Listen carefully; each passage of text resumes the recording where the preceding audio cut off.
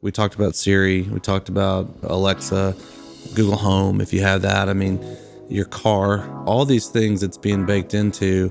ChatGPT is like the toothpaste is out of the tube. That's now all of a sudden this realization that we can type really complicated questions or ask it to do something really complicated and it can return a really intelligent answer. So this is far from a fad.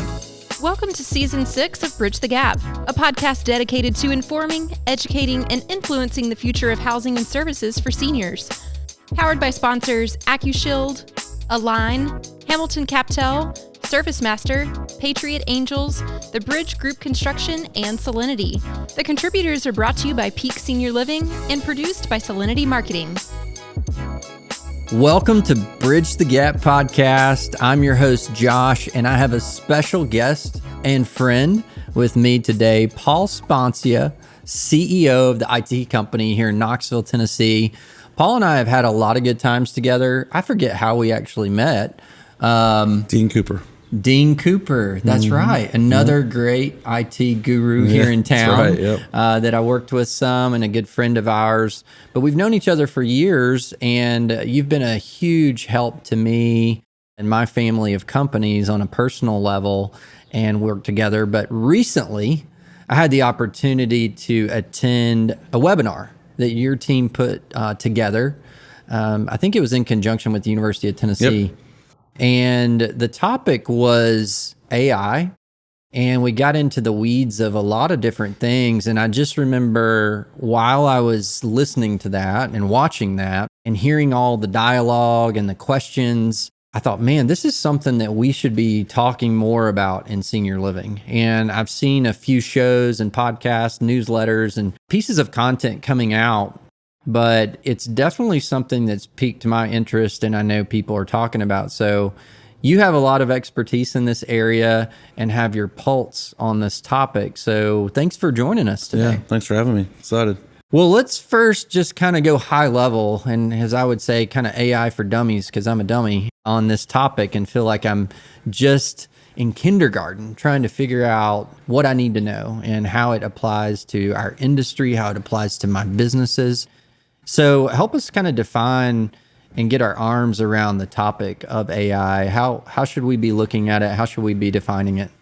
Yeah, I mean, I think it's a good example of how we've already been interacting with it. So maybe it's applicable is think about your Amazon Alexas, Siri on your iPhone. You know, that's a version of artificial intelligence, right? You're voice activating something, you're asking it a question, it's responding with an answer, it's using some level of artificial intelligence. You know, and AI is artificial intelligence. It's some machine generated and it's taught. It can self-learn, but it's not something that it's not a human. Obviously, it's artificial. You're teaching it to respond with, and the more that you teach it, the better and the smarter it gets. So I guess to some extent like a human, if we train the human becomes more intelligent, understands better how to respond. That's what these machines are doing too, but in ones and zeros. You know, I think in the world we're in today, if we look at this whole ChatGPT thing, that's probably the one that people are attaching themselves to, understanding the most is this, and it's called a large language model, which has come out, and you can type in these really crazy prompts of just about anything, and it will come back and give you a very intelligent response. So if I said, write me a poem about my friend Josh Crisp and his love for riding road bikes in the mountains of Tennessee, it's going to write me a really good poem about my friend Josh Crisp. And that's an example of artificial intelligence, right? I'm asking it to do something. It's using all that it's learned, the prompt that I gave it, to return back something that is useful and intelligent. Well, and I think that's a really good intro and summary, is you're hearing so much. I feel like everyone in every industry is talking about AI and then ChatGPT. Yeah. But also you're hearing, I think there's kind of some fear and apprehension around it and what could go wrong with it and things like that.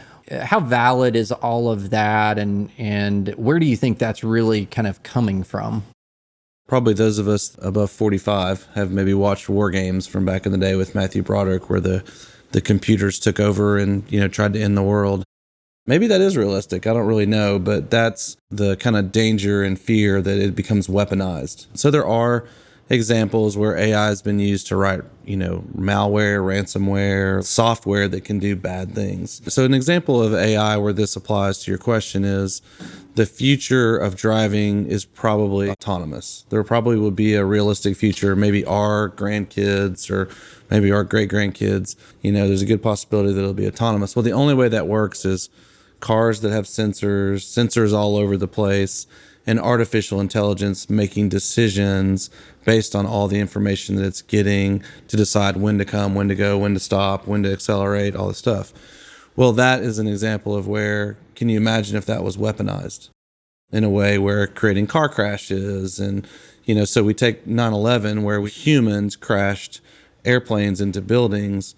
Well, if we have drones and cars and all these autonomous things, then somebody has the capability to teach it to do something bad. That's one of the fears of where it could be used in a really negative way, as an example. I mean, there's countless ways that could happen. So it is a reality. I think you probably have to think of the possibility probability scale. The possibility and the risk is really high.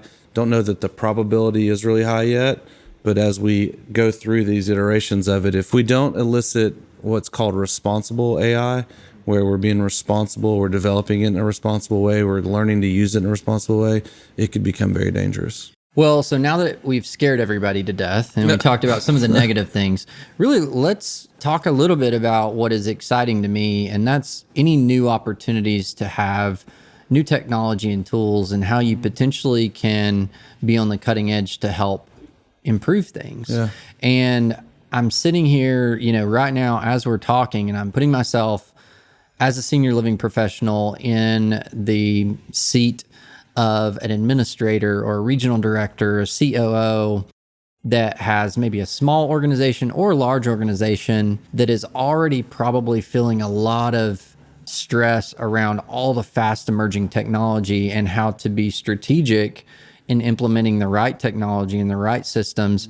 You work with organizations all the time, helping guide them to implement the right things and then manage it and keep it secure and all those things that you could talk more about. But putting ourselves in that organizational leadership role, tell me a little bit about what you think a leader needs to be doing to position their organization to whatever level of AI, ChatGPT that they're going to use. What do they need to be doing to make sure they're educated and implementing the right systems and processes and tools and technology for their organization? I think in the senior living space specifically, where I think one of the ways that AI can make an impact and where, like you said, senior leaders need to be paid attention to is in this idea of resident safety. There's a lot of development going on. As I mentioned, sensors in cars, there's a lot of development going on around sensor technology inside of facilities to track behavior in an effort to improve resident safety. So that's different than this idea of ChatGPT, which is a large language model. This is actually taking AI and training it about what's happening based on what it's getting from the sensors to begin to make decisions and to alert somebody about something that's happened. So if it knows that this is the motion that somebody uses to take medicine, they reach into something and grab it, knowing that, yes, they took the medicine, whatever it may be, fell out of a bed, got out of their bed at 3 a.m, tried to go out a door. Having that type of AI to know that this is something that is not supposed to happen, or this is a good behavior, and then being able to alert and make decisions and provide the data also to say, this is what happened when it happened, and this is what we need to keep up with in the future to provide better safety for the resident and everyone else. I think in medicine too, like that's going to be a big category where AI and the large language models like a ChatGPT is going to begin to help physicians, nurse practitioners, et cetera, evaluate what's going on with a resident / a patient, by using the data to say, we've seen this type of behavior, we've seen this happen 100 times. The model would tell us that this is actually what's taking place. And so we need to do X, Y, and Z, whether that's medicine or therapy or whatever it is. So I think there's going to be a big convergence of a lot of that from a technology perspective. As a professional, my thought is, first thing I would think is there's probably going to be a lot of players in the field who are going to rush to it. So you're going to have to be very discerning, from that perspective, to discern whether or not, is this a fly-by-night thing? How far advanced are they in the technology? Do you want to be on the forefront, the cutting edge, or, do you want to be a little bit behind to make sure that the technology is where it needs to be?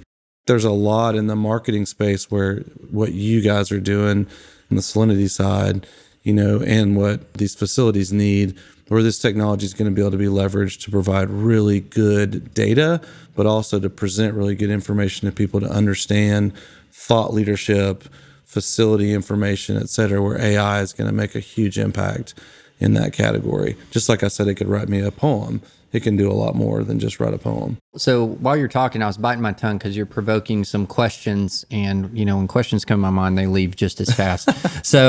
But on helping to be involved with the sensors, that potentially helps a lot of the issues that I've seen through the years in our industry. It's getting better, but this could potentially really advance us.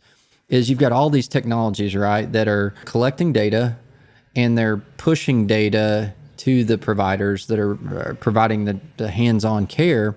But a huge gap I've seen is we're having to spend a lot of time, rather than doing care, trying to interpret what data is telling us. Yeah. What does that mean? All of these numbers, all of these sensors that are going off. So if I'm hearing you correctly, there's potentially an opportunity where this could greatly increase that curve to help inform the staff on actually what really is important, what's really not, what's critical, what's not critical, and maybe what you should even do about it. Am I hearing that correctly? Yeah, I think combining all that information and using that data in an analytical way is like sleep, how much they're getting it to go to the bathroom, or are they falling often? Are they cruisers? Are they walking around the facility? What time do they do that? And then be able to make decisions on how could we better care for this resident. My mom has been in a facility and now she's in skilled nursing. There's a lot, right, that goes on, and they're telling us a lot of information and talking to us about stuff.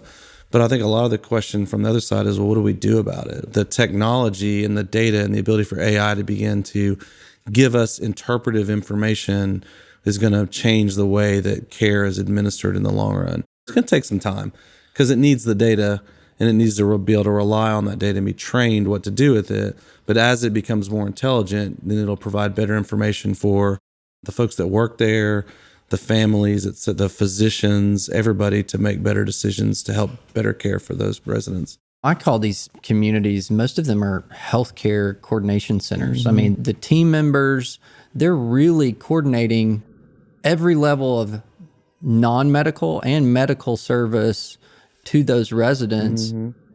I think one of the challenges is, and has been currently, there's no one system or software that is used to do everything. And so a big part of it is you've got your pharmacy partner that's managing pharmacy, and they've got their system that's talking.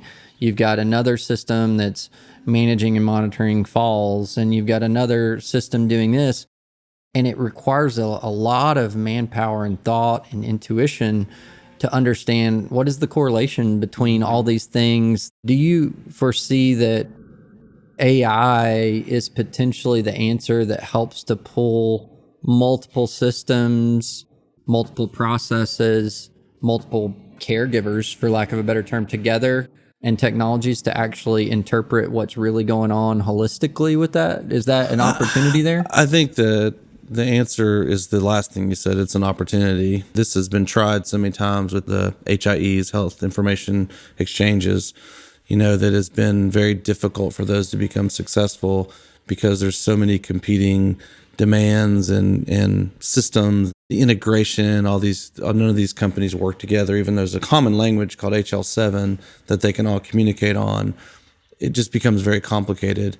So AI has the potential to interpret the data, but the exchange of the information is still the complicated part. I could see a scenario where in a senior living facility where the data, when the resident goes to see their physician and being able to provide the most recent information over the past 60 days of how much they've been up, how much they've slept, their medication, like so that the physician has a better look at what they're talking about. I could imagine all the times that my mom's been to the doctor, the emergency room, having some of that information and not my sister or me or somebody having to say, this is what happened. And, oh yeah, there was this thing and this happened. They fell this time, right? Having all that information would be pretty powerful. Senior living is arguably one of the most vulnerable environments on the planet, and knowing who is in your community has never been more important. Accushield replaces the paper and pen visitor logbooks with a kiosk-based solution designed by senior housing operators. By definition, Accushield is a healthcare technology company. The on-site hardware and software provides staff, agency, and visitor management solutions, infection prevention, and control workflows, and a health and safety compliance via data insights, automation, and reporting. So let's talk a little bit about risk mitigation. Anytime you're implementing, vetting new systems, processes, technologies, whatever, there's a lot that goes on there. I would have to say most senior living operators or operating platforms don't have a high level of skill in that expert. They don't have folks like yourself on the team. Sure. And so they're outsourcing and to a managed service provider, technology provider, many of the services that you provide. But are there specific risk associated with AI, with ChatGPT, with your teams using that, with some of that should be hedged with some systems you put in place, some policies, some processes for your company, your community that is just kind of high level that we should all be thinking about? Across the board, as it relates to ChatGPT, is you need to be super careful about relying on that information. I saw a recent article about a law firm that relied on some data that came out of ChatGPT that was inaccurate. The AI is only as intelligent as the information that you give it. So if you give it false information, it's going to give you false information back. I would say be really cautious about exploring ChatGPT as answers, especially because that particular tool has data that's been given to it that may have nothing to do with the stuff that we're talking about. So the real power of that is a system in a senior living facility utilizing the technology behind ChatGPT to be able to type in questions and it get answers out of the data that's already in there. That's where it would be really powerful, right? But I don't think that exists to date. And so I would be very cautious. I would put policies in place. I've had this conversation with others, law firms, doctors' practices, marketing firms, about putting things in place and educating your staff that while this technology is really powerful and it can help you, we can't rely on like diagnostic, clinical, technical data because it may seem very right and be completely wrong. And that would be devastating to make a decision based on that. Another piece as we start kind of rounding out the show a little bit, but a lot of us, like myself, that we see the shiny new object that makes a lot of promises and you're like, I got to have that. Right. And I suspect there's already a ton of organizations out there, potential partners with great intentions that are rolling out new technologies that are going to solve all of our problems. Yeah, of course. And the person walks in our office, tells us what they're going to do for us. We don't know any better, and we just say, let's do it, and then it's a nightmare. When we talk about vetting, what are some practical, high-level things that, regardless of what tech we're vetting, but specifically on AI-related things, questions we should be asking, things we should be looking for? Yeah, I think first and foremost, if it's in this category, I would be asking a lot of questions about their history. Like, do they have customers? Are you going to be their first customer? And it doesn't necessarily mean it's bad that you're their first customer. It's just that you need to understand that you're a guinea pig, and that's really, really important, is to understand how many customers they have. I think the second is, we talked about responsible AI. Like, I would want to know a little bit about what are you doing? How are you protecting the data? How is the data being utilized? Who owns the data? And what are you doing with it from that perspective? This is a little bit harder one, but like, how are the models trained? Are they just learning based on the information that's coming in? Are you doing something to train the model? And then basic stuff like, how big is your team? How are you funded? Is this something that you're trying to go private equity or IPO. Those are important things. When you're the new one, you're going to be very nimble and you're going to be able to do anything. But as that progresses, you're going to become more rigid, more difficult to deal with. So you want to just understand what that journey looks like. I think the biggest thing right now, because this is so emerging, is really understanding, are you customer number 1? Are you customer number 10? And depending where you're at in that journey, making sure that you have conversations with customer 1, 2, 3, 4, and 5 to understand how their journey has been and how it's worked, how it hasn't worked, what the challenges are. The smaller the company, the bigger the challenges are going to be around support and stuff like that. So, well, this is kind of one of those topics. Anytime I think of new technology, I think back to in the early 2000s when I first got in the industry.